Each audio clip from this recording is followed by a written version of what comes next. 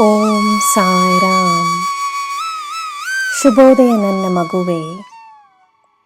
ಚಿಂತೆಗಳನ್ನು ದೂರ ಮಾಡು, ನಿನಗೆ ನಾನಿದ್ದೇನೆ.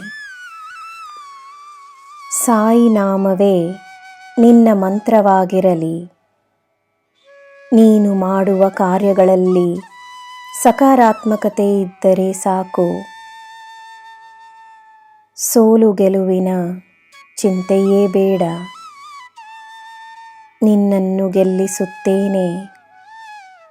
ನಿನ್ನ ಶ್ರಮಕ್ಕೆ ಗೌರವವಿರುತ್ತದೆ.